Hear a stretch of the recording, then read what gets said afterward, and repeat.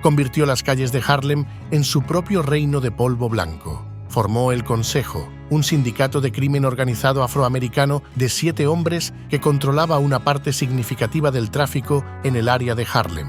Lo llamaban el Señor Intocable y con razón, Nicky Barnes. Aclamado por su habilidad para amasar millones y detestado por su brutalidad despiadada, vivía un lujo que haría parecer a las estrellas de Hollywood como monjas de clausura. Pero como en toda buena tragedia, su imperio se desplomó y terminó tras las rejas, siempre mirando por encima del hombro, esperando el cuchillo en la espalda de sus antiguos compinches. Nicky Barnes, el Intocable.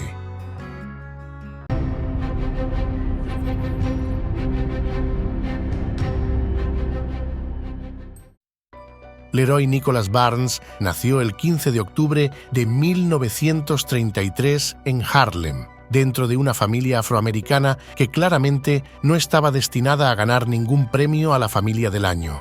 Ciertamente, esta no era una década particularmente fácil para los afroamericanos en la Gran Manzana. En realidad, era una combinación de miseria y resistencia cultural.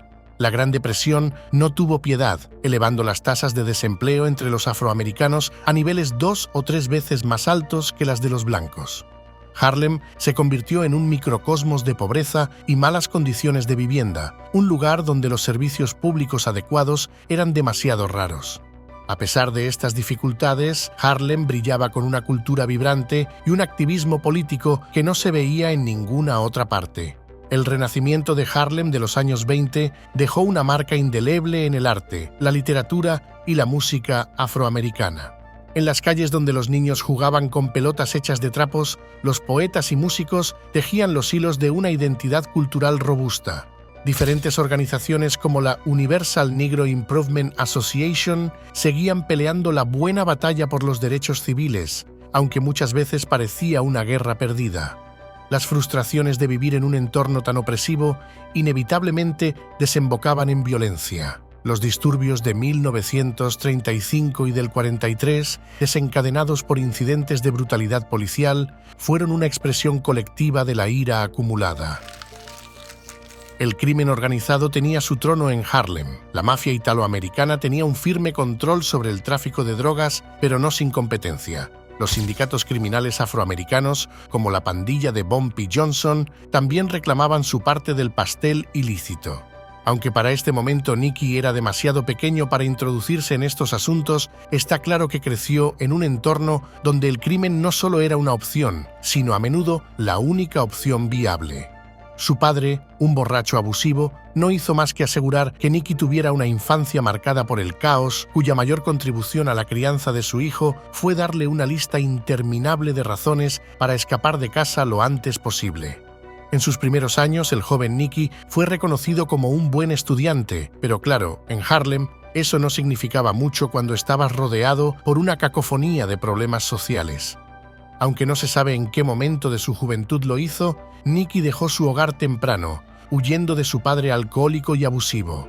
No porque tuviera un plan maestro para su vida, sino porque cualquier cosa parecía mejor que lidiar con un tirano bajo el mismo techo. Como era de esperarse, abandonó la escuela en algún punto de la secundaria. La verdadera educación de Nicky sucedería ahora en las calles y en las prisiones, esos maravillosos lugares de aprendizaje alternativo. Sus hijas recordaban cómo él solía decir que él era producto de su entorno. Era como si dijera: «Miren, soy un resultado directo de una crianza pésima, pero ustedes, mis queridas hijas, están a salvo porque yo sí sé cómo criar correctamente». Un día, después de presenciar una discusión particularmente violenta donde su padre amenazó físicamente a su madre, Barnes decidió que ya era suficiente. Con la ayuda de sus amigos pandilleros, se enfrentaron al viejo en su lugar de trabajo, amenazándolo con una ferocidad que solo los adolescentes con nada que perder pueden reunir. Sorprendentemente, funcionó. El padre, sin duda un cobarde a la altura de su brutalidad, abandonó a la familia. Uno pensaría que esto sería el punto de inflexión para que Nicky enderezara su vida, pero no, eso sería demasiado convencional. Nicky ya había elegido su camino. El tráfico de drogas y el robo se convirtieron en su nuevo modus vivendi. Pero nuestro protagonista no se convirtió en el señor intocable de la noche a la mañana. Su camino hacia la infamia comenzó en las calles de Harlem, donde se unió a pandillas callejeras en su juventud y desarrolló un gusto desenfrenado por la heroína, que no tardó en convertirse en una adicción. La relación de Barnes con su pandilla fue crucial para moldear su futuro delictivo. Aprendió rápidamente las reglas no escritas de la vida callejera: la lealtad a la pandilla, la jerarquía y, por supuesto, el tráfico de drogas. Mientras otros adolescentes podían estar preocupados por los bailes escolares o sus primeras citas, Nicky estaba más interesado en dominar el arte de la transacción ilícita.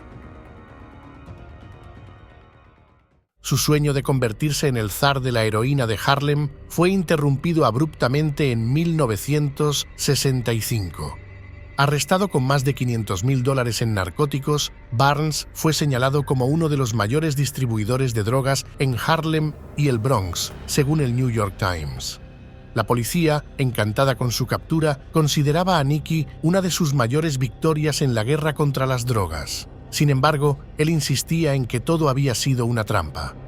Con una condena de entre 15 y 20 años encima, regresó a la prisión estatal de Green Haven, donde su historia tomaría un giro interesante. Aquí, en este bastión de criminales y almas perdidas, Barnes enfrentó su adicción a la heroína. Irónicamente, fue su tiempo en prisión lo que le permitió superar su adicción y transformarse de un simple drogadicto y vendedor ocasional a un maestro del crimen. El ambiente carcelario, con su mezcla de desesperación y brutalidad, fue el escenario perfecto para una transformación. Rodeado de otros reclusos, el corrompido afroamericano se dio cuenta de que la debilidad no era una opción. Entre esos reclusos, conoció a Joe Gallo, un mafioso de la familia criminal Colombo que le mostró que había vida más allá de la adicción, una vida que podía ser mucho más lucrativa y peligrosa. Joe Gallo, siempre un visionario del crimen, vio en Barnes no solo un socio, sino la llave para abrir el mercado de heroína predominantemente afroamericano de Harlem. En prisión, Joe lo tomó bajo su ala, ofreciéndole protección y una educación intensiva en el arte del tráfico de drogas. Reconociendo su potencial para ser más que un simple peón, Joe le enseñó a dirigir una operación de drogas a gran escala. Para Joe Gallo, Nicky era la pieza que faltaba en el rompecabezas del control del mercado de heroína en Harlem, una tarea que había eludido a la mafia italoamericana durante años. En las noches interminables de prisión, Joe y Nicky discutían estrategias para expandir sus imperios de drogas. Mientras Joe proporcionaba la orientación y los recursos, su nuevo discípulo se enfocaba en reunir el personal necesario para distribuir la heroína en las calles de Harlem. Era una sinergia perfecta de maldad y ambición. Joe, el maestro criminal, y Barnes, su pupilo más prometedor, planificaron cada movimiento con precisión quirúrgica. También tuvo el privilegio de conocer a Matthew Madonna. En medio de celdas mugrientas y guardias corruptos, él y Madonna encontraron una conexión a través de su amor compartido por el tráfico de drogas. Su amistosa y retorcida relación se cimentó en sus discusiones sobre cómo dominar el tráfico de drogas desde detrás de las rejas. Curiosamente, dentro de sus muros grises y su atmósfera opresiva, este lugar fue donde Nicky no solo dejó su adicción a la heroína, sino que también encontró un nuevo propósito. Se convirtió al Islam, una movida estratégica que le dio un sentido de disciplina y un código moral, aunque un tanto flexible. Además, Barnes se dedicó a estudiar derecho a través de revistas y libros, aprendiendo las sutilezas del sistema legal que eventualmente utilizaría para su beneficio. La prisión no fue solo un lugar de castigo para él, fue una escuela de criminalidad avanzada. Allí se rodeó de algunos de los criminales más astutos, perfeccionó sus habilidades y amplió su red de contactos.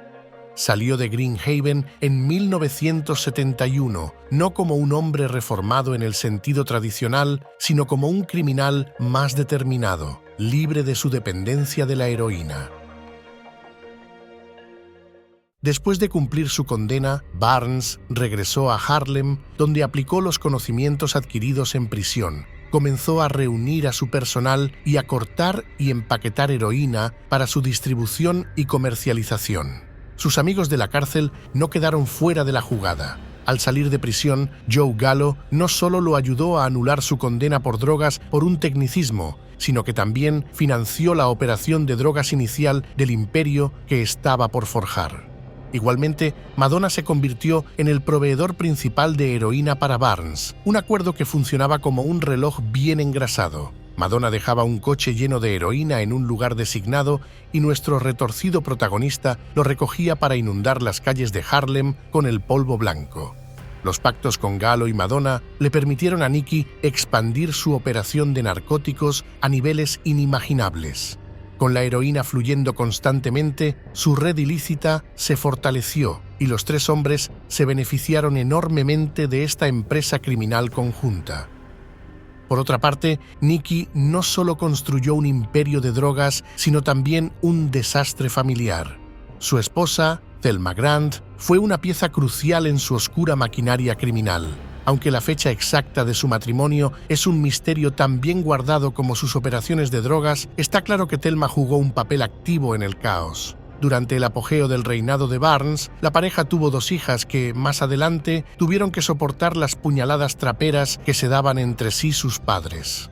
En su carrera por dominar el mercado de la heroína en Harlem, Nicky Barnes se sintió inspirado por las enseñanzas de la mafia italiana. Literalmente, decidió que era hora de darle un toque de organización al mejor estilo de la Cosa Nostra a su caótico y desarticulado imperio de drogas.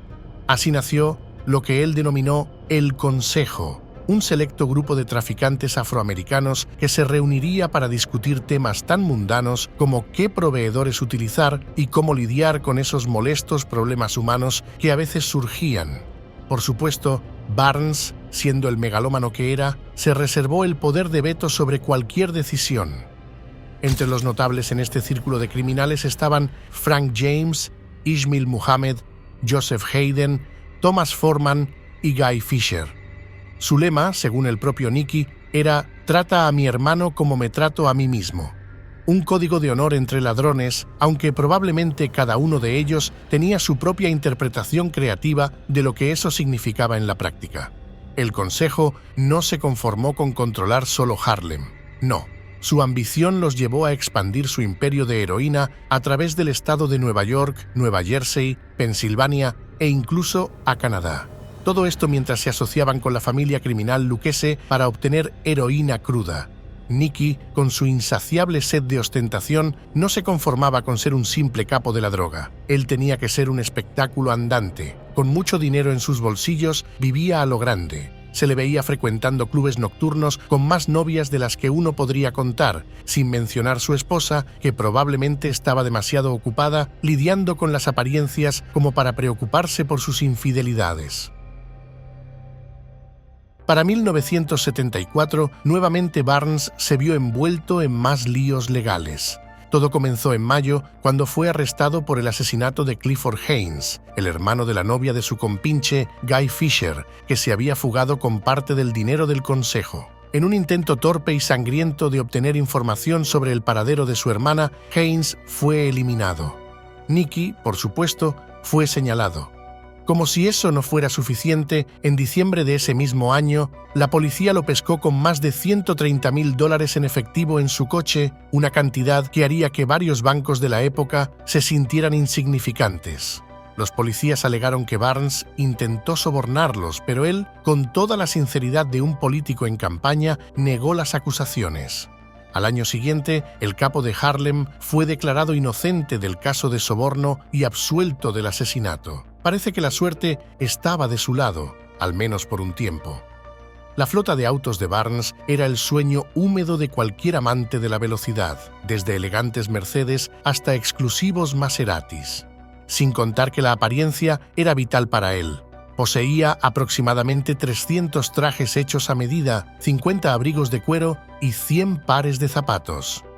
Impecable en su vestir, él se aseguraba de que su imagen reflejara su estatus. Y si alguna vez veías a un convoy de autos caros conduciendo en círculos sin rumbo, probablemente era él, jugando a su juego favorito de despistar a los equipos de vigilancia de las fuerzas del orden. Nada le daba más placer que ver a los agentes correr como pollos sin cabeza, siguiendo pistas falsas que él mismo había sembrado.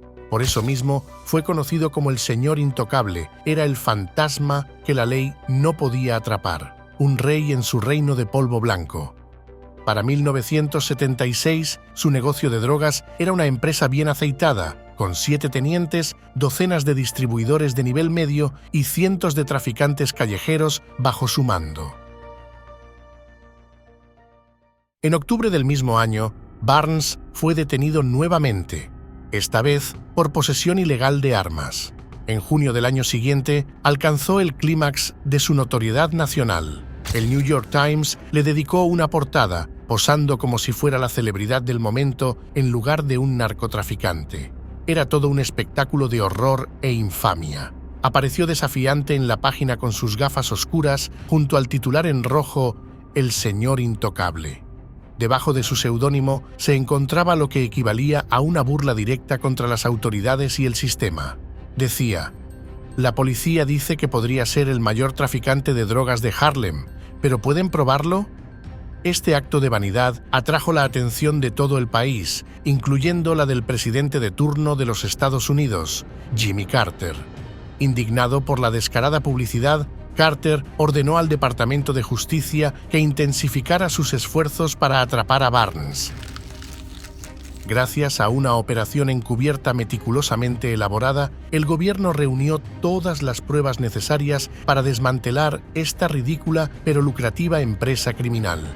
Finalmente, Nicky Barnes fue arrestado y condenado por cargos de conspiración por traficar narcóticos junto con su séquito de delincuentes. Barnes y varios criminales de Harlem, incluyendo a su compinche Guy Fisher, enfrentaron juicio. Según el fiscal de los Estados Unidos, estos genios del mal habían estado vendiendo heroína por valor de $1 millón al mes desde un garaje de Harlem. Después de un juicio que duró 2 meses, nuestro protagonista y 10 de sus cómplices fueron declarados culpables. Fisher, por alguna gracia divina o tal vez simplemente suerte, fue absuelto de los cargos. Pero el destino no fue tan amable con Barnes. En enero del año siguiente, recibió una sentencia a cadena perpetua sin posibilidad de libertad condicional y fue enviado a la Penitenciaría Federal de Marion, en Illinois. Adiós a los coches de lujo y las fiestas, hola a las celdas frías y las duchas colectivas. Mientras estaba tras las rejas, descubrió que su mundo exterior se desmoronaba. Sus activos, que alguna vez habían sido su orgullo y alegría, no estaban siendo mantenidos. Peor aún, la organización criminal que había creado a imagen y semejanza de la mafia italoamericana, el Consejo, había dejado de pagar los honorarios acordados. El Señor Intocable no iba a caer sin arrastrar a otros consigo. En un giro que nadie vio venir, decidió testificar contra sus antiguos socios, incluyendo a Fisher, en un intento desesperado de reducir su sentencia. En una entrevista conjunta con el capo rival de la droga, Frank Lucas, en la revista New York Times, Barnes se quejó de sentirse traicionado, pero la traición que más le dolió fue personal. Cuando fui al lugar, le di a Guy Fisher una mujer mía y le dije que la cuidara, lamentaba Nicky, apretando el puño. Se enfureció al enterarse de que Fisher no solo no la había cuidado, sino que había tenido una relación romántica con ella. Para él, esto era muy grave. El Consejo tenía por regla que ningún miembro del mismo se acostaría con la esposa o amante de otro miembro del Consejo. Así es, el drama de los bajos fondos tenía tintes de culebrón.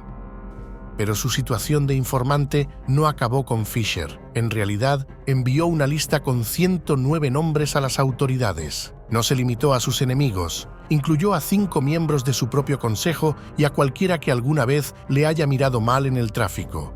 Hasta Thelma, su esposa, pagó los platos rotos. Gracias a sus confesiones, se llevó su propio pase de lujo a la cárcel con una condena de 6 años. Todos fueron acusados de actividades ilegales relacionadas con el tráfico de heroína. No contento con eso, Barnes ayudó a condenar a otros 44 traficantes, de los cuales casi un tercio terminaron en prisión. En un acto de valentía pocas veces visto, se implicó a sí mismo en 8 asesinatos durante su testimonio. Porque claro, si vas a hundirte, ¿por qué no hacerlo inspirando algo de pavor? Motivado a ello, para 1982 se convirtió en el delator estrella, brindando un festín de información a las autoridades que desmanteló al sindicato desde adentro. La frase «mejor tarde que nunca» nunca tuvo tanto sentido. Pero, por si eso no fuera suficiente, la desintegración del Consejo se vio agravada por las traiciones internas. Barnes no solo vendió a sus socios a la policía, sino que también dejó en evidencia las rivalidades y alianzas rotas dentro del grupo. Entre chismes y traiciones, el sindicato se fue desmoronando como un castillo de naipes.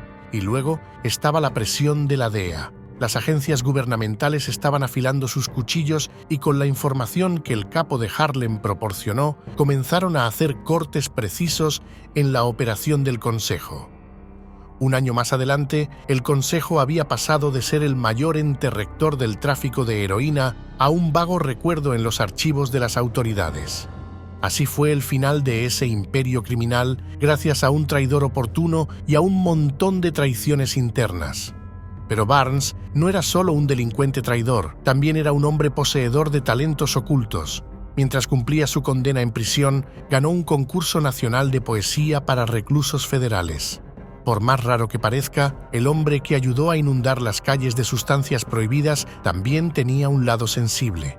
Además, obtuvo un diploma universitario con honores y enseñó inglés a sus compañeros de prisión. ¿Quién lo diría? El capo de la droga convertido en poeta laureado y maestro. Gracias a su cooperación como informante, su sentencia de cadena perpetua se redujo a 35 años. En 1998, después de cumplir 20 años tras los barrotes, Barnes salió de prisión y entró en el Programa Federal de Protección de Testigos con una nueva identidad. De capo de la droga intocable a informante protegido, logró una transformación que pocos podrían imaginar. Su estancia en prisión marcó un dramático declive respecto de sus días como el señor intocable del tráfico de heroína de Harlem. Sin embargo, incluso en su época de decadencia y de 65 años de edad, Barnes se aseguró de seguir siendo el centro. Encontró una forma de transformar su infame trayectoria en una nueva carrera, la de autor y celebridad reformada. En 2007, publicó su autobiografía, Señor Intocable, coescrita con Tom Folsom. En ella, narró sus días de gloria y caída, un testimonio de su meteórico ascenso en el mundo del crimen y su posterior colaboración con las autoridades, que lo llevaron a traicionar a sus antiguos aliados. En una entrevista con el prestigioso The New York Times, alrededor del lanzamiento de su libro, Barnes pintó un cuadro casi patético de su nueva vida. Vivo con lo que me dan de salario. Quiero levantarme todos los días e ir a trabajar y ser un miembro respetado de mi comunidad. Ya no miro por el espejo retrovisor para ver si alguien me sigue, dijo, tratando de convencer a todos y probablemente a sí mismo de que se había reformado. El hombre que una vez condujo un Bentley y un Maserati ahora hablaba de la satisfacción de tener un trabajo honesto. La ironía era casi palpable. El mismo año, su historia fue llevada a la pantalla en un documental también titulado como su libro, y por si fuera poco, su rival de antaño, Frank Lucas, tuvo su historia adaptada al cine en American Gangster, con Denzel Washington interpretando a Frank Lucas y Cuba Gooding Jr. asumiendo el papel de nuestro protagonista. La competencia entre ambos había llegado incluso a Hollywood, con cada uno reclamando su trono como el verdadero rey del narcotráfico de Harlem. Pero, ¿quién estaba realmente engañando a quién? Barnes podía haber cambiado su estilo de vida, pero no podía ocultar la nostalgia en su voz cuando hablaba de sus días como jefe del crimen. «Lo echo de menos», confesó a The New York Times. «Había glamour, dinero, influencia, mujeres atractivas. No tenía preocupaciones económicas que ahora sí tengo». Esa admisión fue como un guiño a su verdadero yo, el que aún anhelaba seguir siendo un pillo.